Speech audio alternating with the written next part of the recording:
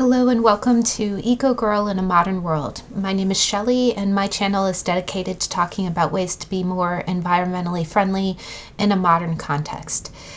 Today's message is going to be very brief. There is a lot going on in the world. If you are from the United States, it has been a really rough couple of weeks.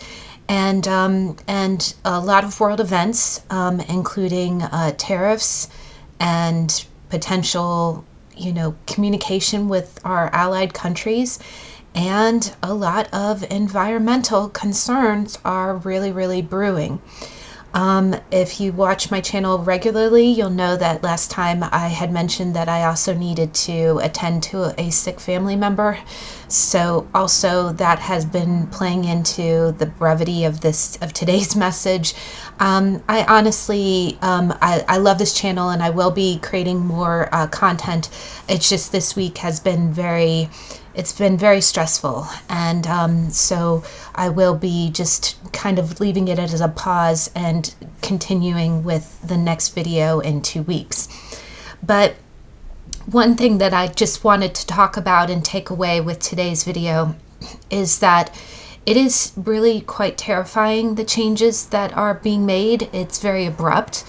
I know that whenever you want to create change, it tends to be gradual. But on the other side of the coin, from the opposite perspective, there's a lot of positive change that we've wanted to make that has just never seemed to come to fruition. And now with current events, it's just everything is so chaotic. It's like it's radical change.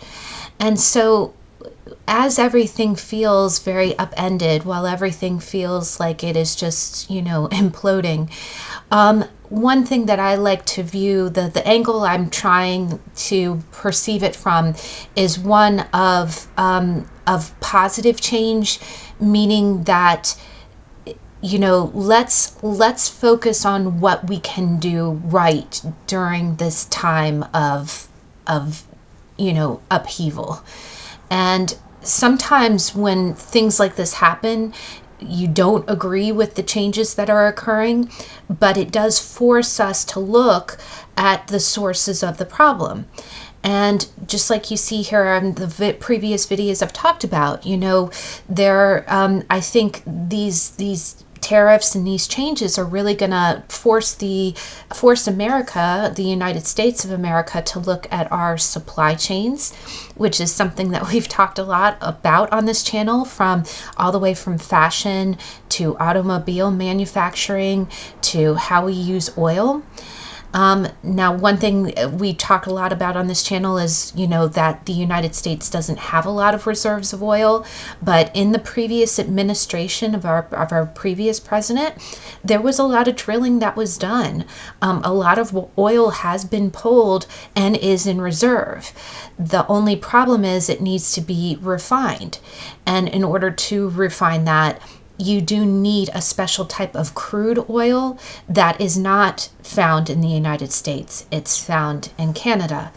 And if all goes in the direction that it looks like it's going to, per the news, that might have an additional 10% tariff on it, as would be the lumber that comes from Canada. Not so much, and it's funny, there's a lot of talk on the news about, well, we have trees in the United States, we don't need their trees. It's not so much that we need their trees as much as we need the infrastructure. Canada has lumber mills. The United States does not. So a lot of times it's a matter of getting the trees cut. The other thing is that the maturity of the tree goes into a lot as well. If you just cut down an old tree, the quality of that wood is very good. And then if you just plant a new one and that tree doesn't grow very long, the strength of the wood is not as good. And that's actually been said in articles. That's why the new construction of homes that you see now, the new built homes are not going to last as long as the homes built 50 years ago, because the wood is so new or so young that it probably will only have a lifespan of about 20 years. And when you think about it, when you buy a home, it's a 30-year mortgage. It might not withstand the test of time. So these are all environmental discussions, also, the housing that we want to talk about, not having this gigantic McMansion built for only 2 people, having smaller homes, repurposing wood, knowing where our materials come from. Also, if we are looking to move, if we're looking to get away from oil altogether, we want to look at solar options. And unfortunately, the metals that go into solar, like especially copper and certain other minerals, that also is not necessarily found here. So our trading, our trading infrastructure with other countries is very vital. So in closing, we've got a lot of problems going on right now. It's really going to shake us up. It's going to make us see in a lot of ways the way that we've been doing things. So I know all change, there's a statistic that says 97% of all change is perceived as bad, even if it puts you in the right direction. But I don't think that what's going on is necessarily good, but I do think that it is going to open our eyes. It's going to make us stand on our own 2 feet. It's going to make us recognize what we have and what we don't have. And today I was thinking about this as I was trying to prepare for this video, and I was taking a walk outside, and all I thought was, let me be grateful for what I have.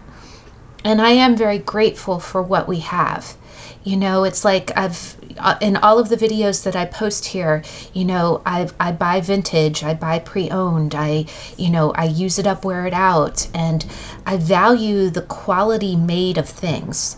So maybe if we're forced to do without, then maybe we'll recognize the importance of making things quality, of not squandering resources and making superfluous overproduction of things that we don't really need. So, but to start it and to get into a place of peace with it, I'm going to start from a place of gratitude. I'm grateful for nature. I'm grateful for the things that I have. And I am grateful for the system of the environment that we do have that we need to preserve. So the other thing that I'm really going to look at is I'm really going to be leaning on all of the principles that I talk about here on this channel. If tariffs are, imposed, then maybe we can really get into the habit of buying pre-owned, go to secondhand sites. That would also support people. If you're buying something that you need from someone else within your country, you are keeping the cycle of money, of exchange within your own country, and you're not bringing anything new in that you would pay an extraordinary amount for. The other thing we could look at is recycling. Metals, we throw so much away. Our landfills are so full of things that really could be repurposed. The other thing is that if we do look at what infrastructure we have and what we don't, it will really put an emphasis on getting that started here. But again, it's never a good thing to just turn off all the faucets and expect you to have, the what you need right here at home. If that infrastructure doesn't exist pre-existing, it kind of hinders you in a bad way. But at least this experience would open our eyes to the urgency of needing that, those cornerstones to be in place. And that's what we were talking about at the beginning of this video, is that, we can't keep saying we need this, and then never doing it and buying it from other countries. Maybe this will actually drive home the point that we need to do it here. We need to do it here. But I do hope that there's a peaceful resolution to this, just because you really cannot survive without trade.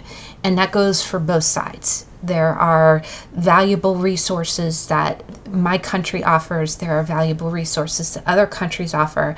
And trade is always a positive thing.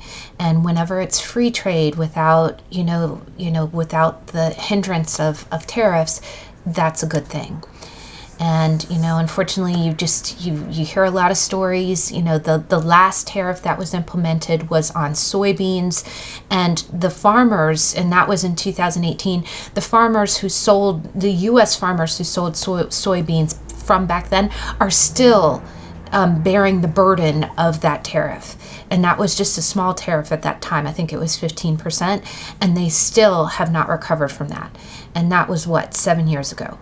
So we do need to tread lightly with this, but if what's going to happen is going to happen, we really do need to look at our infrastructure.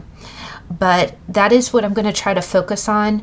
I'm going to, focus on ways that we can recycle more, utilize the minerals that we have, and of course, always look to buy secondhand. You would be, especially if you're purchasing it from a secondhand seller within your country, you're really supporting them. And then, of course, the news has been very, very scary. I've actually started to train myself to take breaks from it. There's kind of a delicate balance of being informed and trying not to get scared out of your mind. But whenever you do need to take a break, hang out with your friends, hang out with your family, do the hobbies that you enjoy, go for a walk, breathe, write, exercise, and, that'll help keep you level during these trying times. And of course, if, also, seek out environmentalists, maybe learning more about, metal recycling, or, different infrastructures that are being, forged during this critical time. That might be the exact distraction and new interest that you can look at, while all of this other kind of more concerning things are going on. What is it? I believe that it's a quote from Gandhi who said that just be the change you wish to see. If you think that there's something that can better the world or needs to be out in the world at this time, go out there and make it happen. Learn about it and be the seed of change.